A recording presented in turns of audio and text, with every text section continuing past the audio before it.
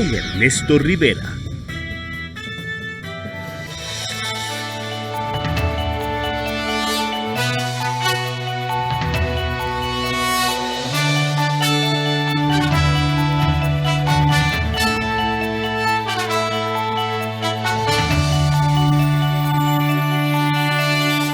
Buenas noches, gracias por continuar conectados a la señal de Canal 13.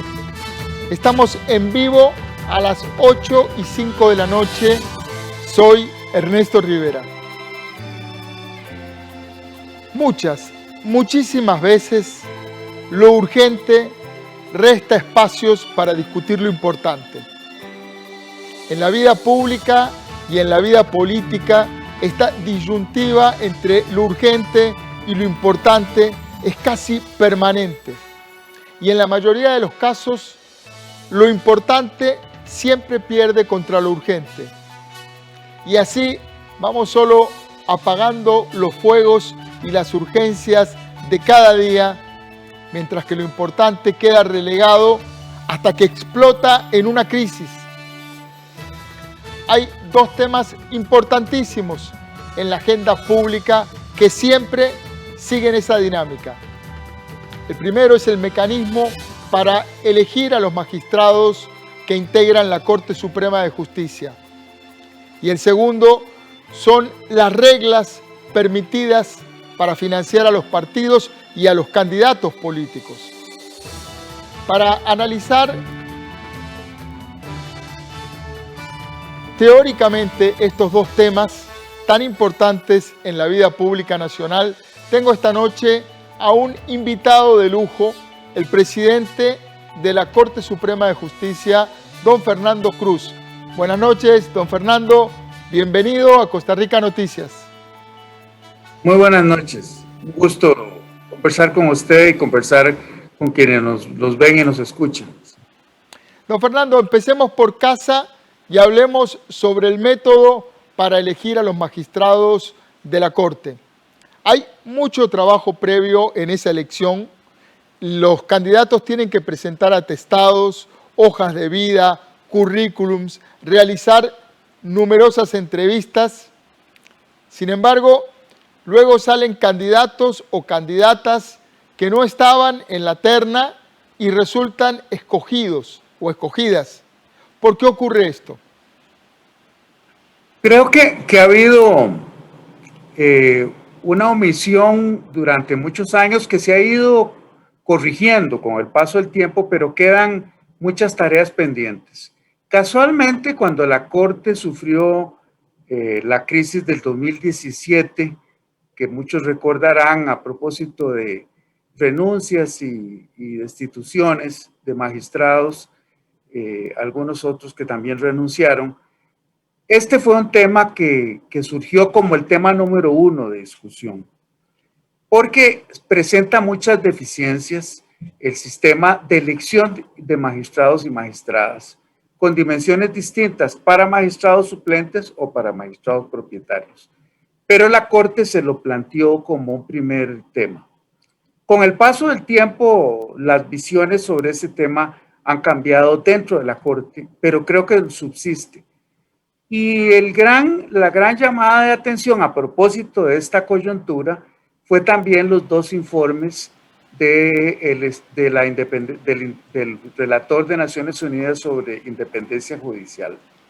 Él destaca ahí las deficiencias más notables. Las más notables, sin duda alguna, con estudios que se han hecho de organizaciones de la sociedad civil costarricense, que no era un tema en agenda hace 20 años, por ejemplo, es, en primer lugar, que las reglas del concurso se cambian cada cierto tiempo. No hay permanencia. No están bien definidos los perfiles. No se fundamentan adecuadamente, no hay fundamentación para la definición de quién se escoge.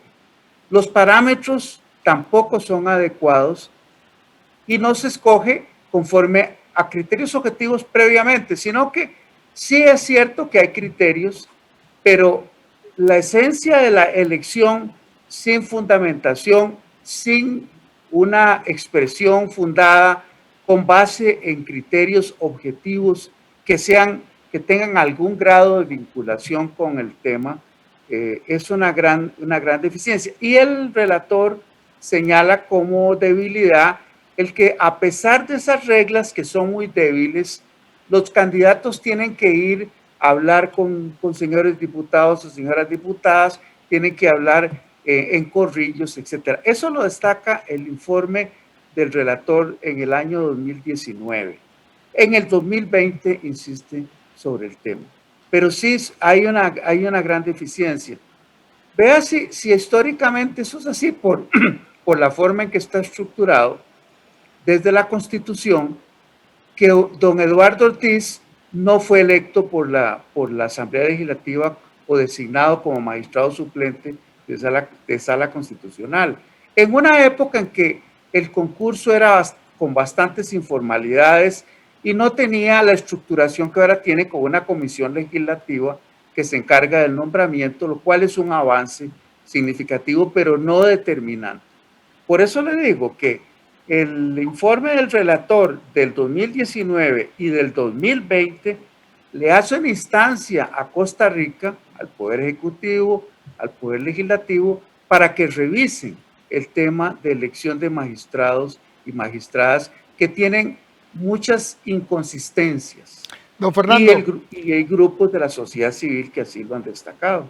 don Fernando, justamente usted trae a colación al relator de Naciones Unidas y a los informes. Si uno trata desde afuera de auscultar, de entender cuál es la disposición, cuán dispuesto está el Poder Judicial a revisar, a autorrevisarse, ve que no quisieron recibirlo los magistrados de la Corte Suprema, ni siquiera quisieron recibir al relator de Naciones Unidas, no le dieron espacio. ¿Por qué? A mí me parece que hay una tesis que predomina, que respeto, por supuesto, de parte de compañeros. Hay un grupo importante que cree que el Poder Judicial, los magistrados, no pueden emitir una opinión sobre, como órgano, como cuerpo, órgano colegiado, una opinión sobre qué debe hacerse para mejorar el sistema de elección de magistrados y magistradas. Esa tesis que se ha expuesto en las reuniones de corte, en las sesiones de corte, yo creo que es equivocada. En primer lugar, por el tema de transparencia. Si hay algo en que el Estado está muy comprometido es el tema de transparencia. Y en el tema de transparencia, el sistema de elección que tenemos presenta serias debilidades en relación a la transparencia. En segundo lugar, porque la Corte tiene algo que decir sobre ese tema con el debido respeto para el Poder Legislativo, por supuesto, y las fuerzas políticas de los partidos. Pero esa tesis yo creo que ha hecho que la Corte se retraiga a esto. Sí hubo una observación de parte de algunos magistrados de la Sala Constitucional en el sentido de que el relator se refería un poco al tema de pensiones judiciales. Pero eso se pudo haber resuelto, como se los dije, porque con solo que se le hubiera dicho al relator que no se refiriera a ese tema por estar sub judice, pues no se hubiera hecho. Pero creo que no hay duda que los jueces de la cúpula judicial tienen un retraimiento frente al órgano que los elige y que los designa. Por eso creo que hay como un retraimiento que impide que se sientan con la libertad de decir cómo debiera ser o cómo se podría mejorar el sistema de elección de magistrados. Y debo decirle, le agrego algo muy importante del segundo informe, del primero y del segundo, pero el segundo más del 2020 del relator. Y es que se refiere a que el tema de pensiones, el tema de salarios y el tema de la ley de empleo público tiene incidencia en la independencia. Y esa visión no la ha querido aceptar una importante mayoría de diputados o del Poder Ejecutivo. De manera que de fuera viene alguien que nos da la razón en el sentido de que el tema de fijación de salarios, control disciplinario, el tema del empleo, de la ley de fortalecimiento de las finanzas públicas y la ley de empleo público, que ya casi ya se aprobó un primer debate, sí tiene incidencia en la independencia judicial. Eso ha sido una discusión en la que el Poder Judicial, magistrados y magistradas en nuestras decisiones, hemos estado en solitario. Usted mencionaba ahora el tema de la transparencia. En el informe del Estado de la Justicia, en donde participaron expertos nacionales muy capacitados, se habla de falta de transparencia en la elección de magistrados. ¿En qué sentido falta transparencia? Bueno, hay tal vez varios temas, pero uno es que periódicamente cambian las reglas de elección.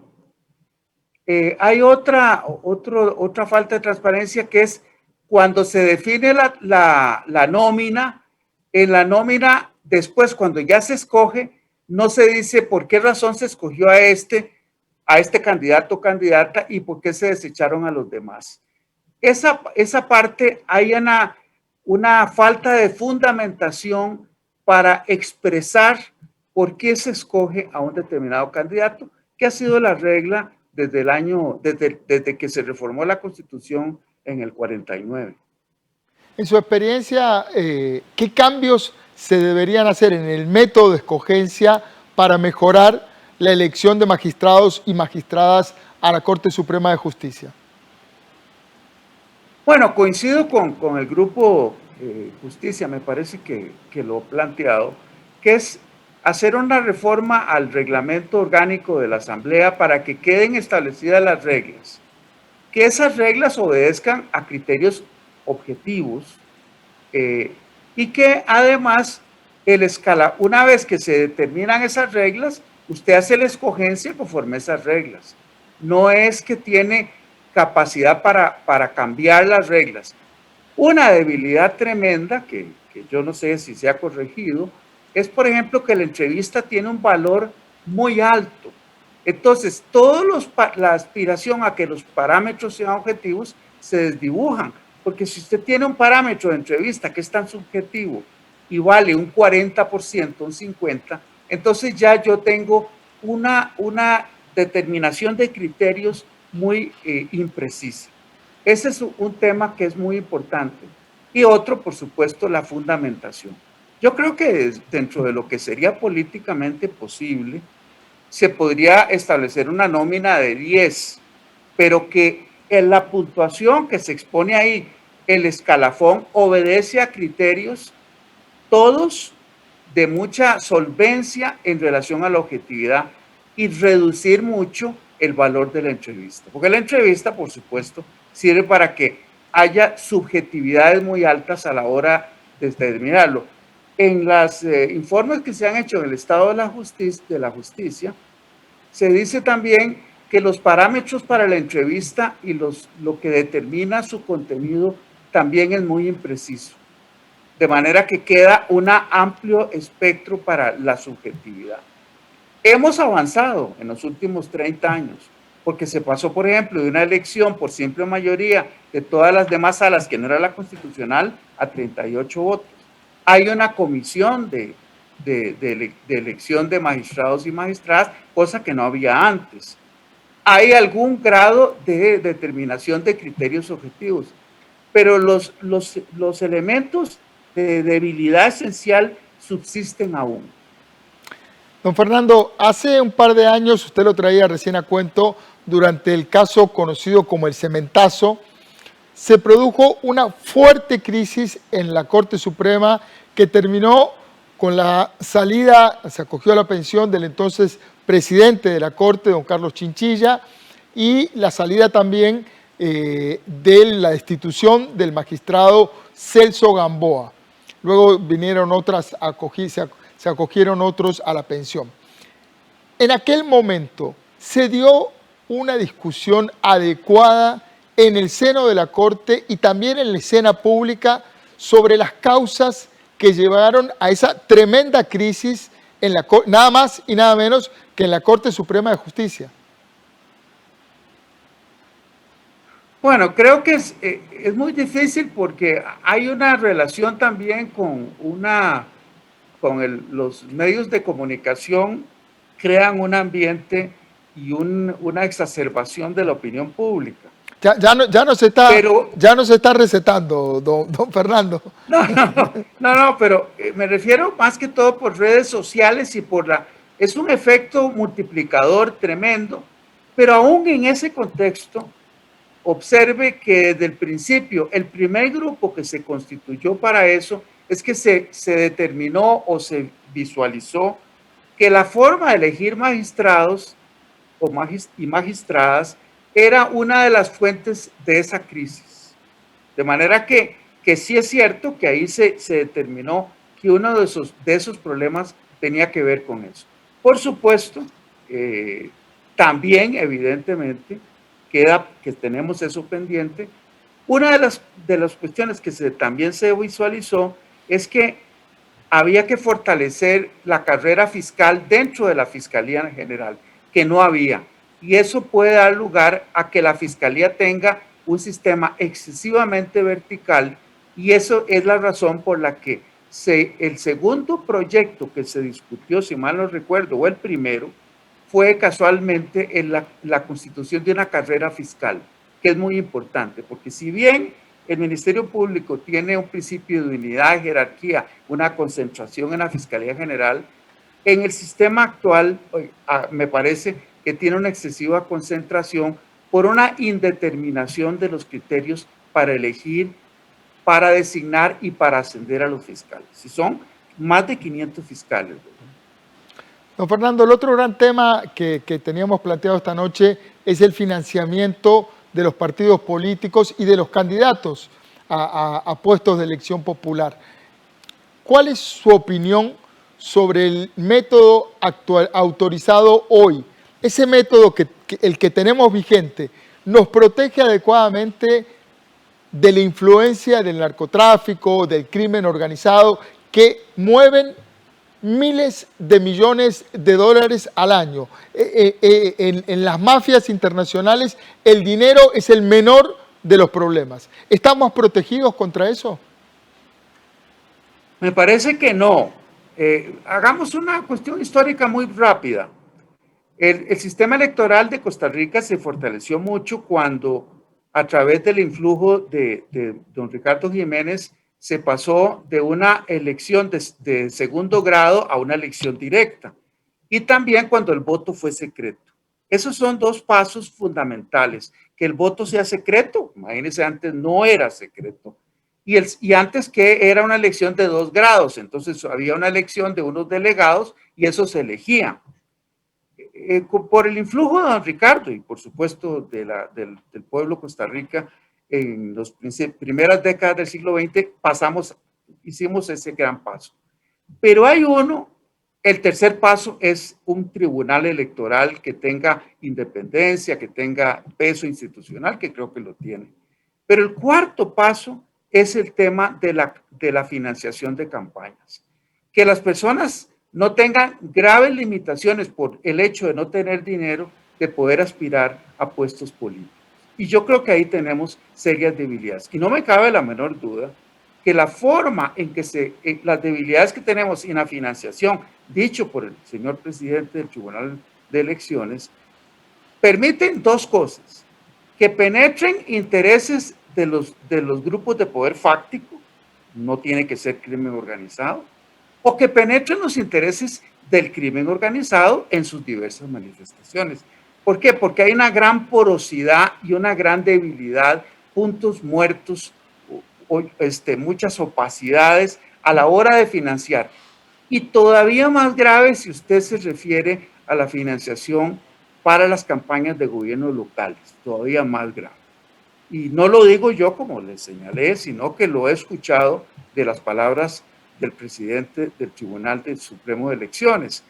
Y ha habido tentativas para esto. ¿Con qué finalidad? Bueno, en primer lugar, que esa deuda que debe financiarse y que hace que pueda mantenerse alguien que compra esa deuda y luego la cobra, dependiendo de cómo van a salir las elecciones, eso da un plazo y una vulnerabilidad muy grande de los partidos. Y en segundo lugar, porque los que no tienen esa posibilidad tienen muchas limitaciones para poder competir en igualdad. Y ¿Y de qué se tratan las elecciones? Que sea secreto, que haya un tribunal, que no sea de segundo grado y que la financiación permita una gran horizontalidad en las personas que participan. Y por supuesto, que si usted tiene esa situación, los que les sobra el dinero, como el crimen organizado, van a querer tener una incidencia sobre eso, ya sea para incidir políticamente o para utilizar las campañas políticas como una forma de legitimación de capitales también, que eso se puede producir. Uno de los mecanismos que existen hoy para financiar campañas políticas es la emisión de bonos. Esto lo hemos visto multimillonariamente en las últimas campañas políticas, los partidos emitiendo bonos A, B, C, D. El Partido Libertario emitió hasta una serie F de bonos. Los nombres tienen que ver con la calificación del bono y la posibilidad de la persona de cobrarlos. ¿Cuál es su opinión sobre este mecanismo financiero? ¿Es transparente la emisión de bonos? ¿Permite saber de dónde viene el dinero? No lo conozco con detalle, pero obviamente el mecanismo que está ideado de esa manera le da preponderancia a los que van adelante en la campaña, los que tienen posibilidades de obtener un resarcimiento por parte del tribunal a posteriori. Todo ese plazo hace muy vulnerable las fuerzas políticas. Debiera idearse un sistema que permita mayor participación de todos en una contribución de los partidos políticos y una contribución del Estado también, de los medios de comunicación, perdón, y del Estado, para que cualquier candidato o partido, aunque no tenga esa posibilidad, tenga posibilidades de tener un mínimo de aparición en los medios de comunicación y en las redes de comunicación. Y eso requiere una financiación con otra serie de consecuencias. Por ejemplo, puede ser que el transporte no sea tan determinante como lo era antes, o como han desaparecido las plazas públicas también. Claro. Don Fernando, nos queda un minuto de tiempo. Usted acudió hace unos días a la Asamblea Legislativa a conversar precisamente sobre este tema. ¿Qué específicamente le fue a proponer o le fue a comentar, a argumentar a los diputados? Bueno, una de ellas es tratar de ampliar un poco más y resolver un problema de interpretación judicial respecto a las intervenciones de comunicaciones orales, para que sea posible intervenir en las comunicaciones sin necesidad de ser una petición previa de que se declare crimen organizado. Eso fue una manifestación que me hicieron varios fiscales y jueces sobre ese tema, y me parece que si hay un delito grave como un homicidio, ¿por qué no va a poderse hacer una intervención sin necesidad de pedir de previo como un requisito ineludible el que sea crimen organizado? Y muchas veces de ese delito grave se van a derivar informaciones que van a permitir articular una visión de crimen organizado.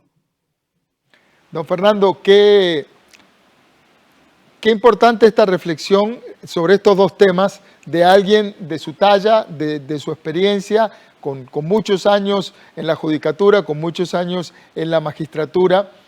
Y pensaba que muchas veces se cuestiona qué caro que sale el sistema democrático, cuánto dinero que hay que invertir para los partidos políticos, con tan baja credibilidad que tienen, con tanto desapego que últimamente tiene la ciudadanía a la identidad partidaria. Y me preguntaba, ¿cuánto más caro será una democracia penetrada por los poderes fácticos o peor aún, por el crimen organizado? Don Fernando, lo despido, le agradezco muchísimo su tiempo, el tiempo que nos dedicó. Fernando Cruz, presidente de la Corte Suprema de Justicia. Muchas gracias, muy amable. Gracias a usted.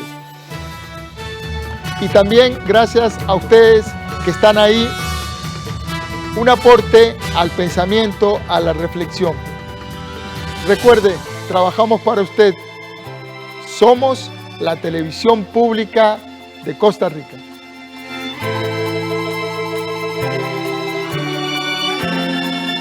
Nivel.